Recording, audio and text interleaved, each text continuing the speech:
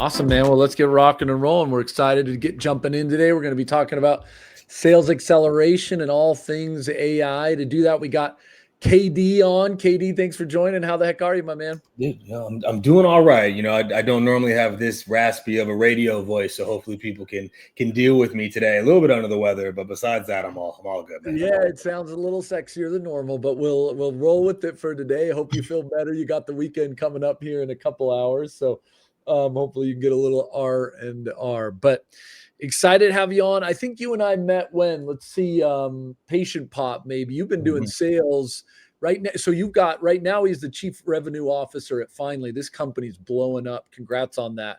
But you've been doing the sales leadership accelerator for years now. Is that not right? Yeah, I mean the sales leadership accelerator is about 2.5, almost 3 years old now. I've been coaching and training on it for a while, but as an official it's been about 2.5 years. Because even when you were, I'm thinking Patient Pop, but man, maybe even before that, you've always been kind of in that scene, right? Either doing little side gigs. I mean, this sales thing's been kind of in your blood.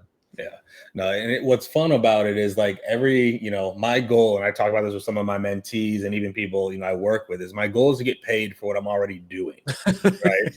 So I've already been doing sales trainings internally, so I started to get paid for sales trainings externally. I've already built all the programs internally. Let me bring that externally, So actually, I was funny enough. I was talking about this with Kyle Norton a while back.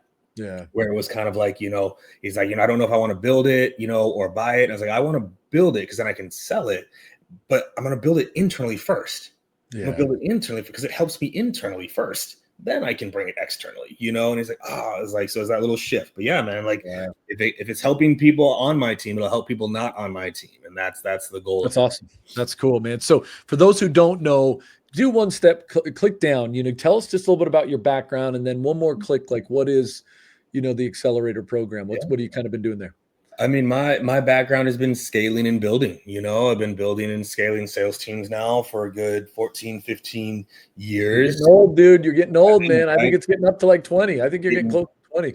Getting old and grouchy, I've been selling for longer than that. I've been building teams that's been around there. But no, I mean, sales is one of those things where I think I'm one of the few people that truly chose to get into it. I dropped out of school 15 credits short of graduating because I was in a major that I knew I wasn't going to use. And I was one skill or whatever you want to call it, I've always been really good with patterns, probably because I'm on the spectrum somewhere, just pick up on patterns. And one pattern I noticed was there was always sales jobs, always, no matter what, even if they were commission only, there was always sales jobs. So I was like, all right, if I can get even decent at this thing, I'll be all right, and then that kind of started the entire journey. So, I did, Human, Snack Nation, Service Titan, Patient Pop, worked. Service Titan. That's right. Yeah, that's right. Service Titan was before that. That was a good one too. Did consulting for a year and realized I wasn't done building. I did what everyone said to do, a couple of unicorns, big brand, go off and consult, stick it to the man. And, I did it for a year and I was like, I miss it. I miss the execution, the operator, right? Really being in it. Done, and so I stepped back into the chaos that is revenue leadership and trying to go for unicorn number 3 at Finally. So here we go. That's so this will kind of be, this will be, what do they say? Third, whatever. They say something with the third. Either way, good luck. This could be the trifecta because third time. There you go. The trifecta. Yeah, it's the hat trick.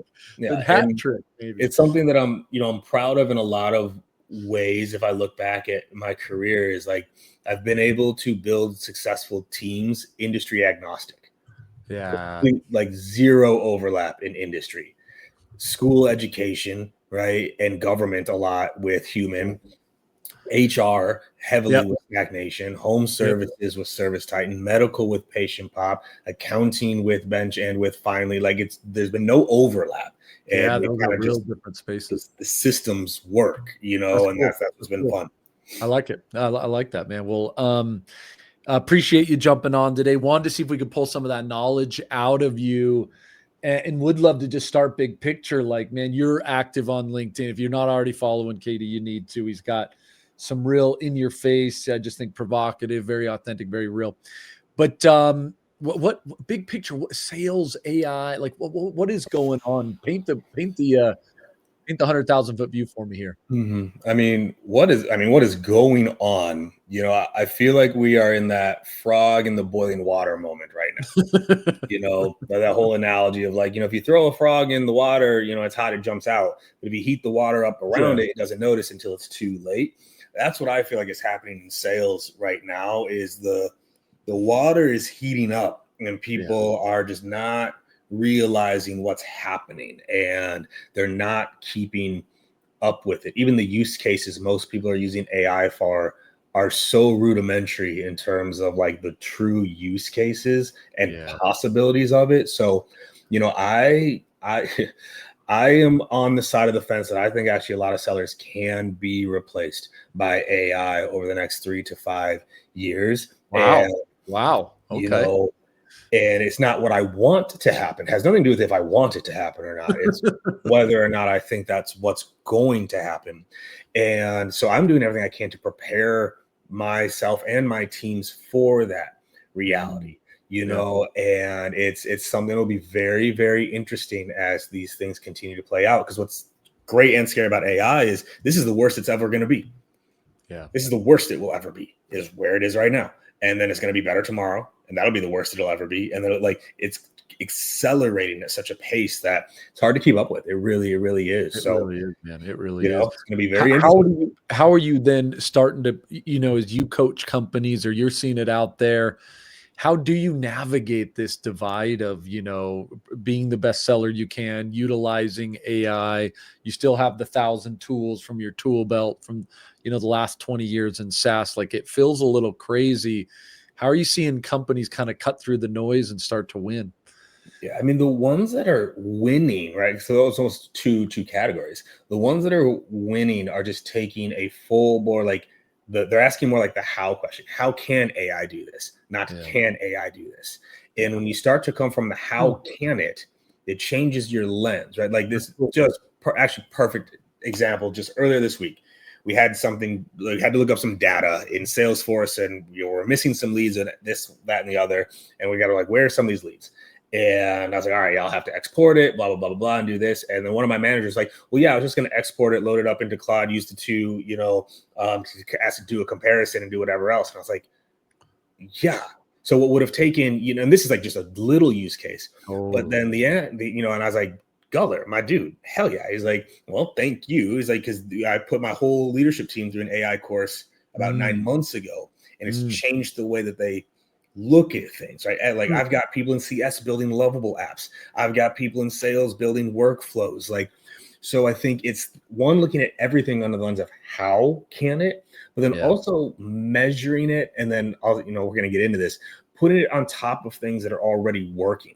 I think this is the other place that, if you look at like people that I think are a great example, I'll bring up Kyle Norton. Kyle Norton's doing such a great job with this, but he's applying AI to things they were already doing well before AI, and it's making it better. Whereas I think too many people are trying to use AI to fix things, to do something they've never done before, and that's just a recipe for disaster. Yeah, let's double click on that for a minute. Yeah, because I've seen you on LinkedIn talk about that. Like AI is better as an amplifier, not a fixer. What is that? It's just it's the same old concept. Like Gabe, you got a broken process. You can't. It's not a miracle potion here. You can't just throw it on there, right? You gotta work and figure it out, and then you can kind of extend it. You can make it, faster, better with AI. Is that kind of the general approach?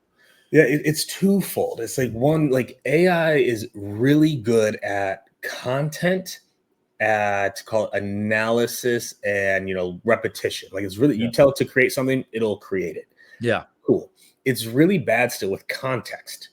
It doesn't know why you're asking it to do what it's doing. It doesn't know like the reason behind what it's building, right? And the context is what's missing more often than not for most people. And so this is like the companies that are winning with it are ones that already have good context. They know what they're doing and why they do it that way. And so when you can feed AI that information, here's what we're trying to do, here's how to do it, and here's why it's built this way. Yeah. Now it can actually make it better and amplify. But what a lot of people are doing is like, oh, we're not writing good cold emails right now. Let's use an AI cold email writer. and then they wonder why it doesn't work. You didn't know how to do it in the first place. You can't. That's a great one, dude. That's a You great can't. example because You that's can't give happening it the every day. context. Oh yeah, you can't give it the context because you don't know the context, right? And Yeah. so, I think what I wrote on LinkedIn that day was, like, you can't put AI on top of something you haven't done successfully yet. But the flip side of it, that I see with a lot of companies that are trying to leverage it is it's also, do you remember the movie with Will Smith and the robots, iRobot? iRobot. Yeah, sure, Right. sure. I still think that's a great movie. I don't know why people Yeah, hate on that movie so yeah, it much. was good. Totally good. If you remember the scene, the professor that the robot killed, like his little hologram disc, pops out, and he's asking it questions and it can answer it. But if you asked a question he didn't know, he would say, "Sorry, my answers are limited. You must ask the right question." This is where people are going wrong with AI too, is they don't even know what questions to ask it. Yeah. They'll ask something like, "Where are deals?" And it's like, it'll give you an answer. And you're like, "Oh, that's a bad answer." It's like you have to be really good at asking the right questions from AI. And what I'm most excited about is that AI is now starting to get proactive versus reactive. I love That's it. why so many of the custom GPTs, although good, haven't done very well, is because you still have to go to it.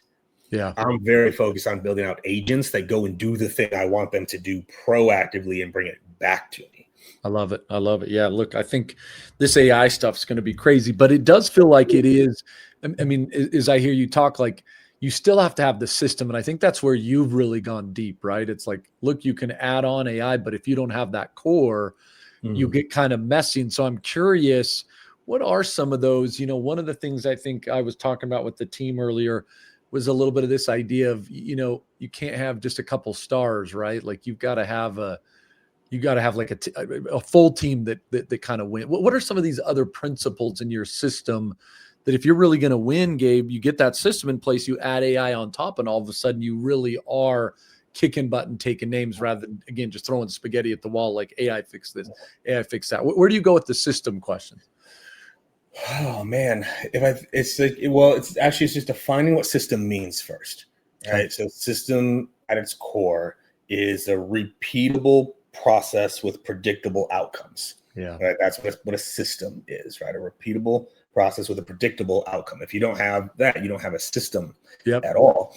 And so it's looking like, well, where can we create a system? Right. Yeah. And so one of the things I preach internally with my teams, we talk about the 5 Ds constantly. Okay. Diagnose, define, document, demonstrate, and drill. Diagnose, define, document, demonstrate, and drill. And we talk about this, like that's our system creation process, right? Okay. Where it's like, okay, diagnose what needs to happen, define it, then you got to document it, then you have to demonstrate it, show it, and then you have to drill it. If you've done the first 4 Ds, the value you can get out of AI is immense because we've diagnosed what we're doing, we've defined what good looks like, we've documented it, so we have something to feed to it, and we've demonstrated. There's recordings, there's trainings, there's examples for it to follow. So I think one is just creating a good system first to give AI, and I hope people are picking up on the theme here is I ask AI to do very little for me. I'm telling AI what I want it to do.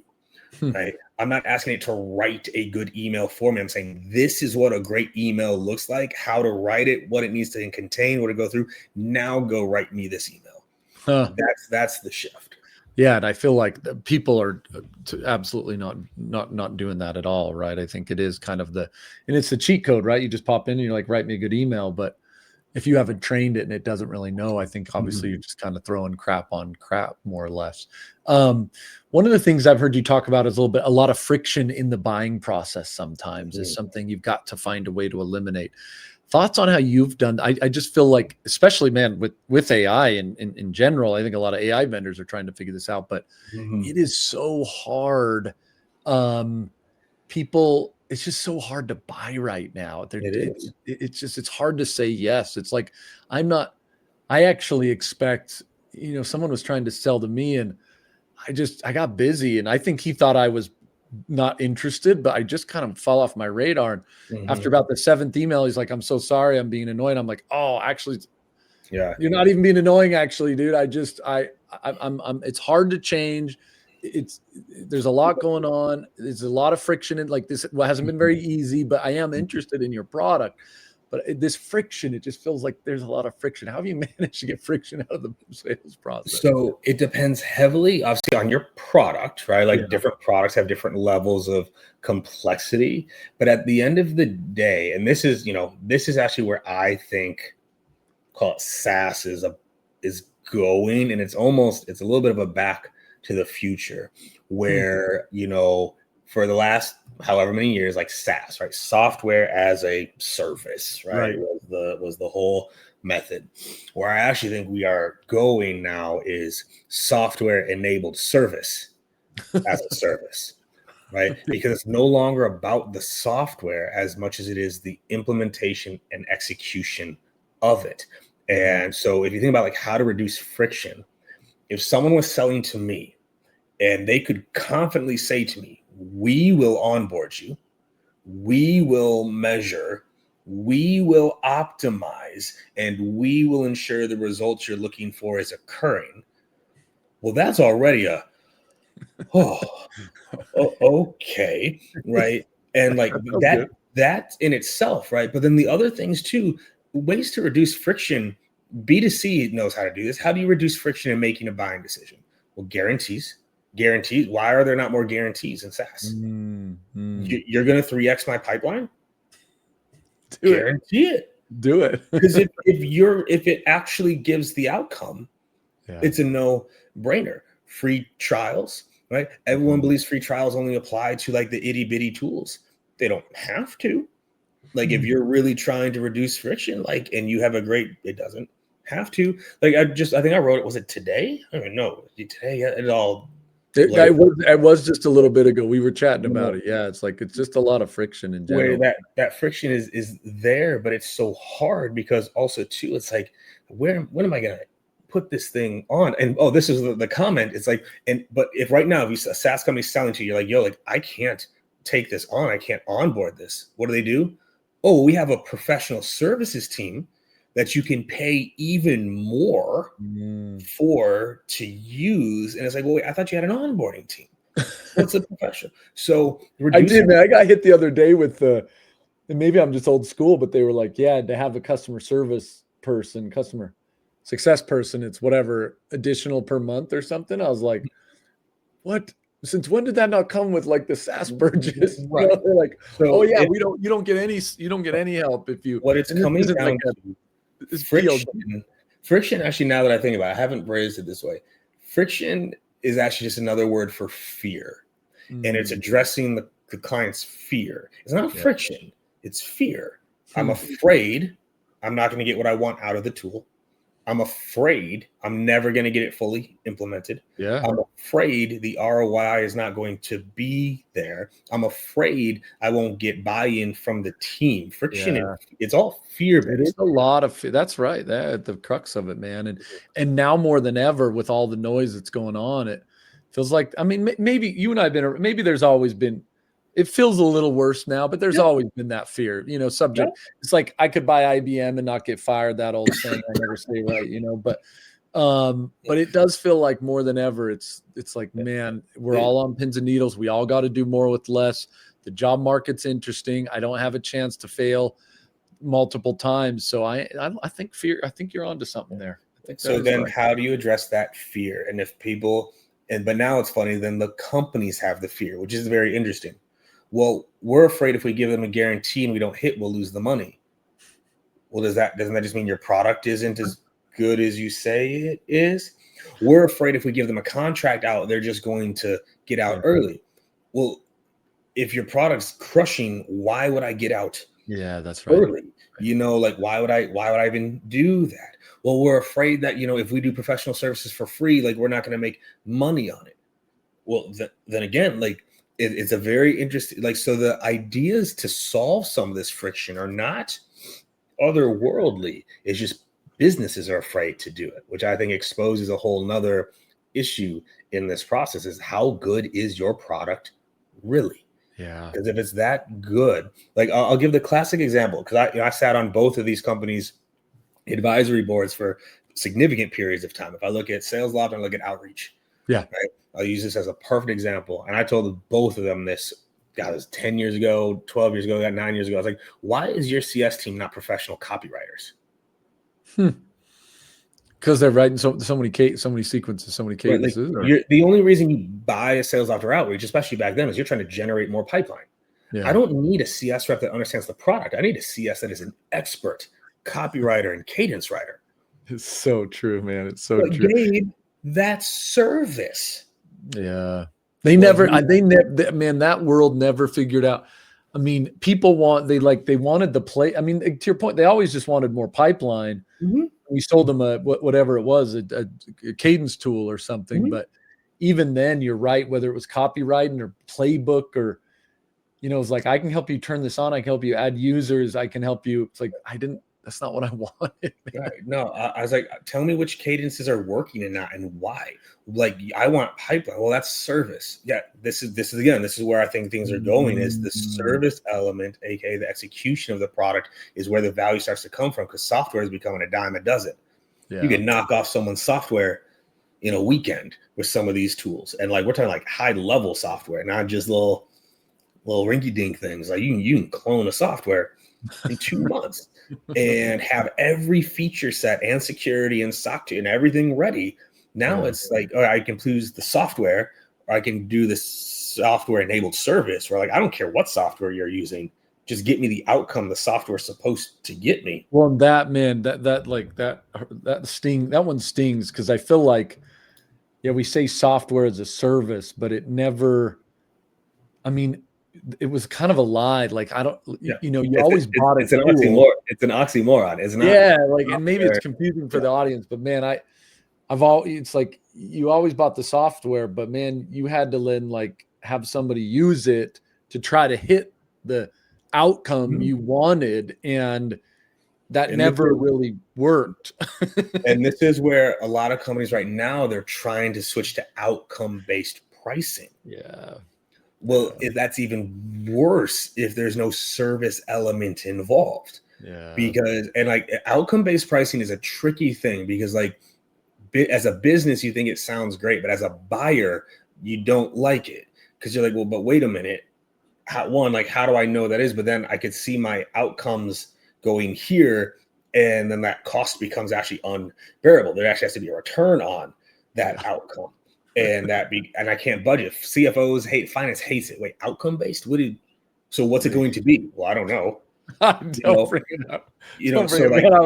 I was talking to somebody the other day on the service side, and they're like, it's all cost per resolution or cost per conversation. This is this new age pricing. And the CFO is like, well, how do I forecast that? It's like, well, what's your definition of conversation? Oh man, you see them go back and forth. Like, we can't. So you're telling me I just have to sign up for you, but I could get a bill that could be $1 million, or I could get a bill that could be 10,000. Yeah, and you can't adjust it. This is why, as a buyer, you don't like it. Let's say, for example, whatever. I'll use an easy example in the sales world of, like, all right, if you have a quota and everyone's just destroying the quota, you can adjust the quota accordingly to be more in line with what production should be. If I sign on for a vendor that's like, all right, this is how much it is going to be per meeting, and it just scales infinitely, like that price doesn't come down as it goes up. I don't have a way to reset that price. And to any of y'all that are considering this, as a buyer and the finance suite, like, we feel trapped. Because also, if it is working, we are now dependent. And that is scary, to be in a place of, all right, well, what if you go down? What if, right? I had this conversation. Okay, well, this price looks good, but what happens in a year if they just double it? And we have no control over that. So I actually had this conversation, funny enough, where I was like, all right, sign me a 3-year agreement at this price. Oh, lock it in. Yeah. And they were like, well, no, like, wait, I said, so you wanted me to sign a 3-year agreement that had no price controls. Let me sign a 3-year agreement that has some price control. If you can, messy. It's messy, man. Again, back to the point that I want to try to make here, and we'll wrap. It's like, I think if people continue to raise money, the money stops going to engineering and it goes to professional services and execution. They don't need as many engineers anymore to build the product, but you need to build that implementation team where, like, you can start to offer, hey, 90 days, no cost, full onboard and execution in place before that first payment starts. Yeah. Oh, Interesting, dude. Look, I mean, it doesn't feel like we're too far from there, but man, it's been an interesting wrestling over the past couple months, but it's always fun catching up, KD. Wanted to kind of maybe wrap with, where do we go from here? You mentioned earlier, like, hey man, maybe the sales reps, maybe there is more of sales that'll be replaced or taken away with some AI. How do you see the world changing over the next, I know you don't have a crystal ball, but what's your take? What's your take? I wish I had the crystal ball, and it'd be helpful. If you did, we probably wouldn't be on this call together. True story. Right. I think a few things are going to happen. One, I'll be a recommendation to sellers first, right? Like, I think AI is going to be able to do a lot. Right. Whatever. I'll say it. I don't care. The only thing that's saving a good 20-30% of reps right now is that AI can't do a screen share live. The moment AI can do actually a guided screen share where you can say, not like an actual, like that already will knock out. Right now it can't. So that's why it's low cost inbound lead, kind of B2C. You can handle some of those combos. The moment like your avatar can show up and actually run a disco call and guide something, that's going to be a big issue for a lot of sellers. Now that might be scary sellers. I'll flip this. The barrier to entry to tech for so long as a seller was we weren't technical. We knew how to sell, but we weren't technical. So we couldn't build our own products. We couldn't build our own companies. We had to get a technical co-founder. If you're a great seller, I would be learning how to build with AI right now, because you have one of the harder things, which is how to go sell this thing outbound into market, and you can build it. So I think you're going to see a lot of transition to builders. You can build your own micro company of some sort. So much easier now. So I think you can see a lot of that. The people that can codify their process is going to win, right? So like the people, now I want to make sure people are clear, not just the best sellers, the people that can codify it. Because those best sellers that have no way to really describe what they do, they're going to be in trouble too. Whereas if you're a great seller and you can codify your process, here's how I run disco, here's how I handle objections, here's how I run a demo, here's how I follow up, and why, you are more valuable. Because you can be codified and you can be optimized into a higher performer. So I think that's going to happen. Where, all these companies, I think you're going to see, again, a lot of $10 to $30 million per year companies. I think you're going to see less and less $100, $200, $500 million per year companies for a lot of reasons. One, I think even just from a founder mindset, and you have a few founders starting to do this publicly right now on LinkedIn. If you could build a $30 million per year company, Gabe, with 80% margins and 5 employees. Not bad. Right. Like you're taking home $10 million a year, like a 5-person company. Like what are you chasing at that point? But also any product that really starts to accelerate is going to be easily copied, right? And this is, you mentioned the IBM thing. When they said no one got fired for buying IBM. Well, when that was happening, who was IBM's competition? Who was IBM's competition? I couldn't tell you. I don't know if I was born, but basically. Right. So that's why you didn't get fired. There wasn't even anyone else to choose from, right? Like that's where you are going, right? Oracle, Cisco, like that was kind of whatever. Now, even like you're at a newer company right now. Yeah. How many different companies kind of say they do the same thing? Oh man, is there not a new AI company? There's got to be a new AI company every day, right? Every day. So that's also going to be a limiting factor because just already there's 30 other people saying they do the same thing. So I think you're going to see a lot of 10 to 30s with great margin, with small teams. And then I think PE and VC start to consolidate more. Just go get this 30, this 30, this 30, this 30. Now you've got a 150 to 200. That's what I think the return of the SPAC starts to come back a little bit, where you start to merge a bunch of 30s together for these IPOs to start to happen. So there's a lot of things that I think are going to occur.